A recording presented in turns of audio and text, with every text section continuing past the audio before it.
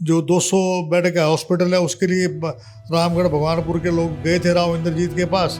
राव इंद्रजीत ने उनको मिलने की भी जो है टाइम नहीं, 2 मिनट का मिलने का समय भी नहीं दिया। कि आपने भी उस दिन एक भाषण दिया कि पैसे वाला हो, ठोस हो, जो पार्टी को चला सके, उसको लेकर के कई तरह की फीडबैक हमारे पास आई कि यार कैप्टन साहब पैसे वाले की पैरवी कर रहे हैं, ये कैप्टन साहब को पैरवी तो गरीब की भी करनी चाहिए। क्या सोचते हैं, किस आधार पर आप वो बात कह रहे थे? कॉम्प्रोमाइज़ नहीं होगा। रेवाड़ी के अंदर अर्बन और रूरल जो है वो दोनों जो है हम लेंगे, क्योंकि हमने हो सकता है चुनाव अगली बार हम जो है जो डिलिमिटेशन है पता नहीं कहाँ से चुनाव लड़ना पड़ जाए। प्रशांत भारद्वाज देखो, वो उसने तो अपने जो उसका जो अपना परिवार है पंडित रोशन लाल जी के ऊपर जो है एक तरीके से मैं शब्द इस्तेमाल नहीं करना चाहता, इसको वर्किंग प्रेसिडेंट बनाया, पीसीसी का डेलीगेट था ये। तो ये क्यों छोड़ के गया है? या तो इसके पे कोई दबाव होगा। तो अब हमारे जो वहाँ के विधायक हैं वो अब नाली साफ करने में कुछ कार्य करेंगे या नहीं करेंगे, कर सेवा करेंगे नहीं करेंगे, क्योंकि वो तो मैंने सुना कि सफाई करते थे, रोज़ एक मोहल्ले में सफाई करते थे। तब उस वक्त सफाई में ये नाले साफ क्यों नहीं करवाए? नाले साफ नहीं करने की वजह से यही हाल गुड़गांव का हुआ है। राव नरबीर सिंह निरीक्षण कर रहा था आज से 2 महीने पहले। सारे बीजेपी वाले कह तो ये रहे कि कांग्रेस इसका बीजारोपण कर गई, गुरुग्राम का अनियोजित विकास हुआ, वहाँ कैप्टन साहब ने निकासी की कोई उचित व्यवस्था नहीं कराई। आपको 11 साल बाद भी दोषी ठहरा रहे हैं, आपका जवाब क्या है? क्या जिलाध्यक्ष की नियुक्ति करते समय गुरुग्राम और रेवाड़ी इन जिलों के जो सीनियर लीडर्स हैं, आप हो गए, राज बब्बर हो गए, इनसे भी सलाह मशविरा किया गया है या किया जाएगा? राज बब्बर तो आया ही नहीं उसके बाद दोबारा। 5 वर्ष का तो रखा लिमिट रखी है इन्होंने, जो 5 साल से कम से अगर कम टाइम में अगर पार्टी ज्वाइन करें तो उनको नहीं बढ़ाएंगे। तो निष्ठावान लोगों को, मेरे पास जो कार्यकर्ता है वो निष्ठावान इसलिए हैं क्योंकि 70 साल से हम कांग्रेस में हैं, और जो भी हमारे साथ लोग जुड़े हुए हैं वो सब कांग्रेसमैन हैं। वो कहते हैं ना कि भाई जो आदत हो रही है इनकी, किसी के भैंसों की पेट में दर्द हो जाए तो भी कह रहे हैं कप्तान ने कर दिया। अब भी अरे 12 साल हो गए हैं इनको सरकार में।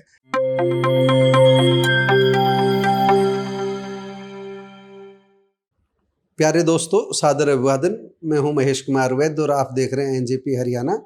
दोस्तों, हमारे साथ मौजूद हैं कांग्रेस के senior leader captain Ajay Singh Yadav, और 2 मुद्दे हमारे सामने हैं। एक तो जनरल बॉडी के इलेक्शन को लेकर के कांग्रेस में मंथन चल रहा है। 11 जून से लेकर के 15 जून तक जिला स्तर पर ऑब्जर्वर्स गए हैं और आवेदन लिए हैं जिला प्रधान बनाने के लिए। दूसरी ओर अभी कल मंगलवार को यानी कि अभी 17 जून को यूथ कांग्रेस की सूची जारी हुई है। उसमें अभी तो अध्यक्ष पद के लिए 3 नामों के डेलीगेट तय हुए हैं। अभी इंटरव्यू के बाद उनके नाम घोषित होने हैं, यानी यूथ कांग्रेस की बॉडी भी मिलने जा रही है और जनरल बॉडी भी कांग्रेस को मिलने जा रही है। तो कैप्टन अजय सिंह यादव से ये जानते हैं कि जो एक्सरसाइज जिला स्तर पर हुई है उसके बाद कब तक नाम घोषित होंगे और यूथ कांग्रेस की जो टीम है वो कब तक अस्तित्व में आएगी। कैप्टन अजय सिंह यादव, आपका पहले तो स्वागत है। सबसे पहले धन्यवाद।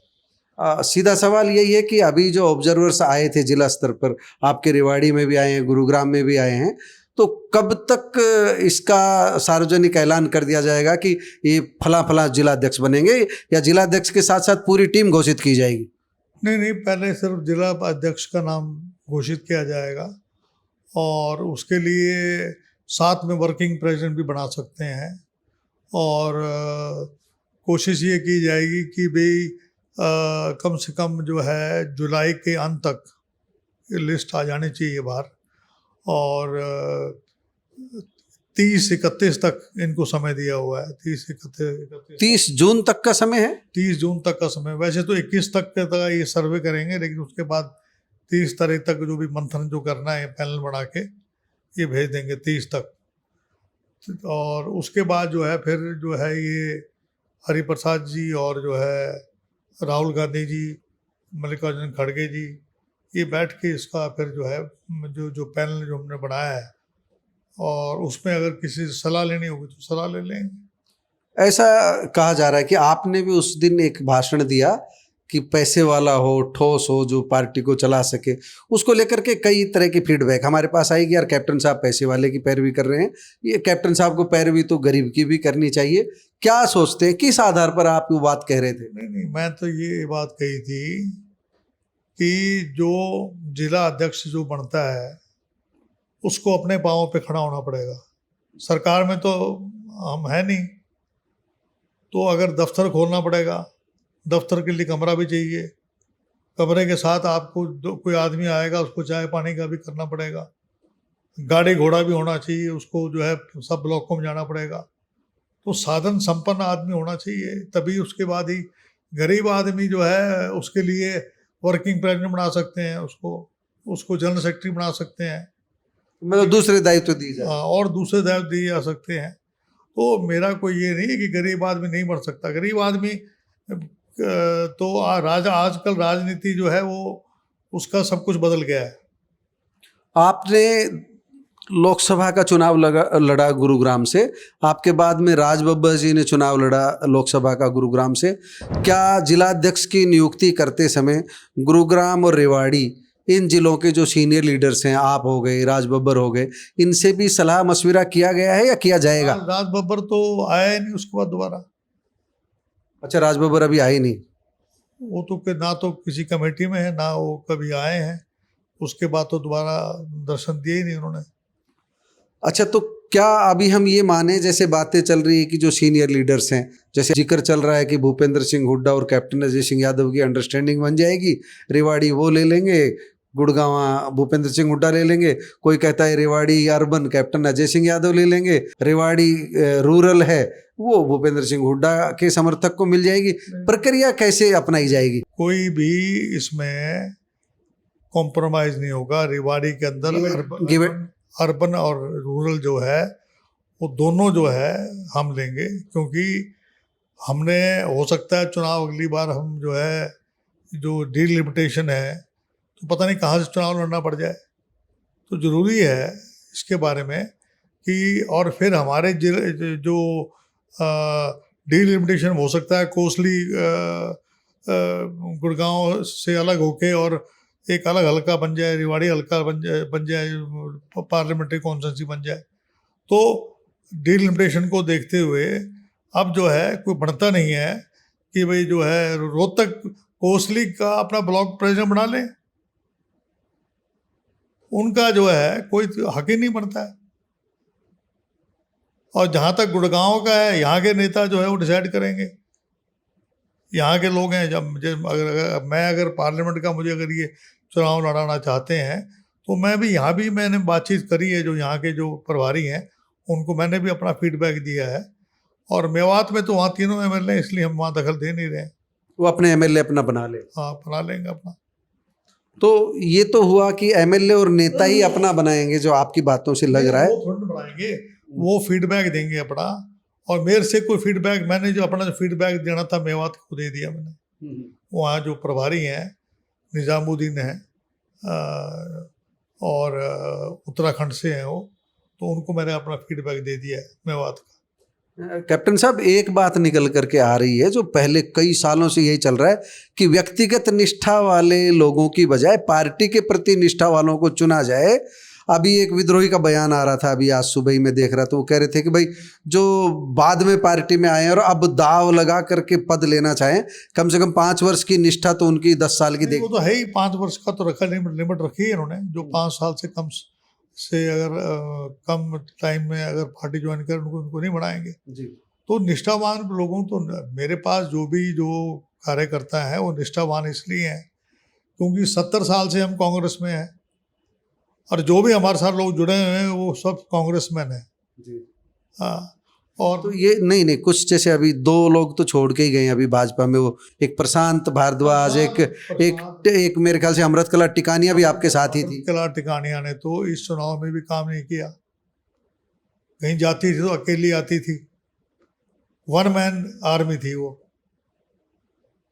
अगर उसको ये कह दो आप किसी भी प्रोग्राम में अगर महिला लेके आती हो तो, और जहाँ तक मतलब कोई नुकसान नहीं कांग्रेस को, दोनों प्रशांत भारद्वाज देखो, वो उसने तो अपने जो उसका जो अपना परिवार है, पंडित रोशन लाल जी के ऊपर जो है, एक तरीके से मैं शब्द इस्तेमाल नहीं करना चाहता, वो एक स्वतंत्र सेनानी थे, पक्के कांग्रेसमैन थे।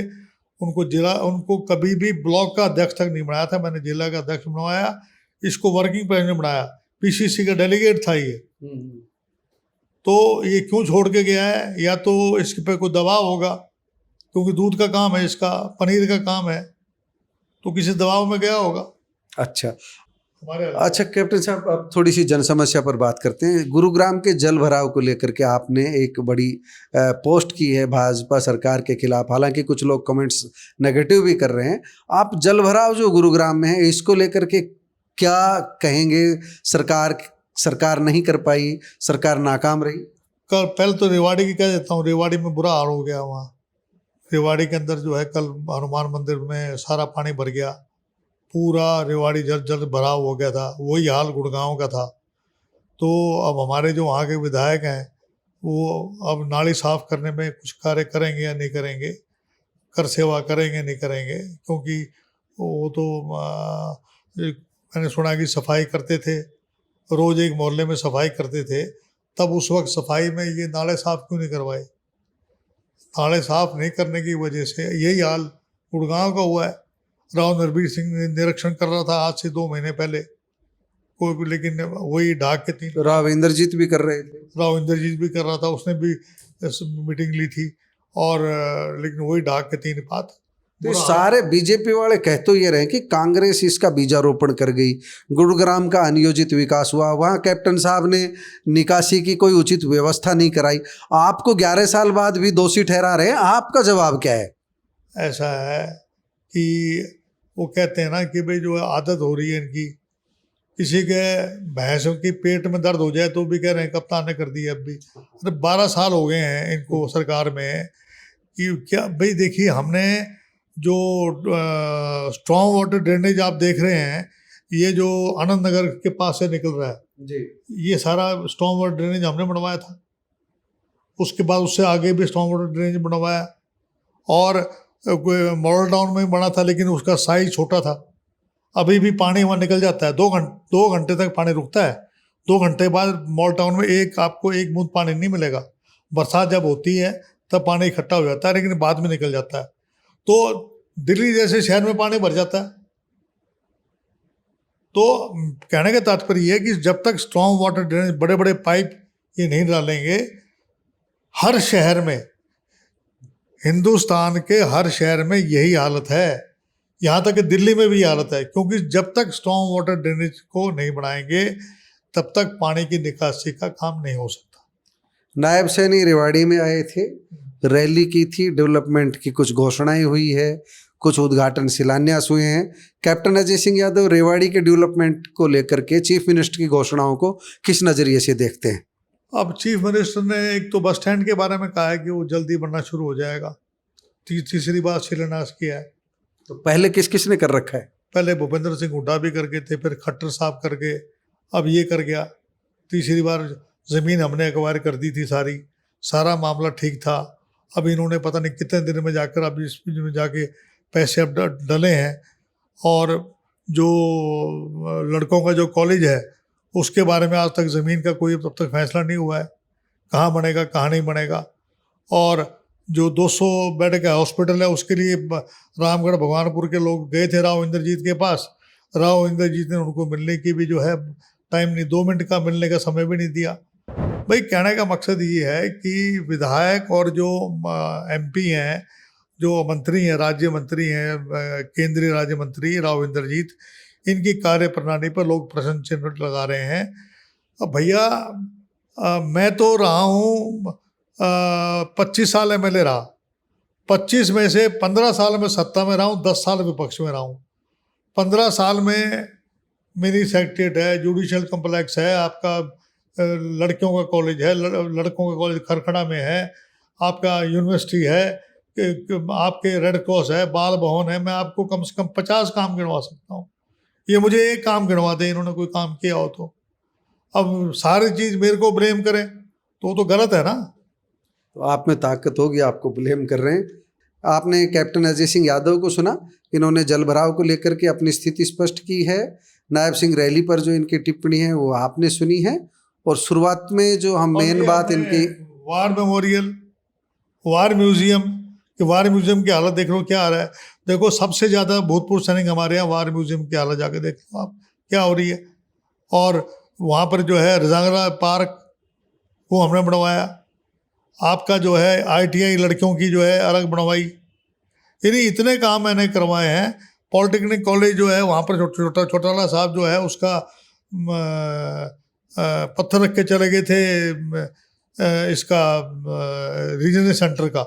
हमने जो है वहाँ पर पॉलिटेक्निक कॉलेज बनवाया और उधर जो है यूनिवर्सिटी बनवा दी। तो इन्होंने किया क्या है, मतलब कि पिछले 12 साल में रेवाड़ी में एक परियोजना लेके आए हैं बस, वो है आपका रेस्ट हाउस। वो बनाया। एक जो है ओल्ड एज होम जो था, जो गिरा के वो सेंटर का पैसा था उससे बनाया, बाकी कोई काम नहीं हुआ। आपने कैप्टन अजय सिंह यादव की बातें सुनी, इन्होंने जल भराव को लेकर के भी अपनी स्थिति स्पष्ट की है और कांग्रेस के जो चुनाव हुए हैं उनको लेकर के भी इन्होंने अपनी बात पूरी तरह कह दी है। इन्होंने अपनी स्थिति स्पष्ट कर दी है। आपका बहुत बहुत धन्यवाद कैप्टन साहब। ठीक है।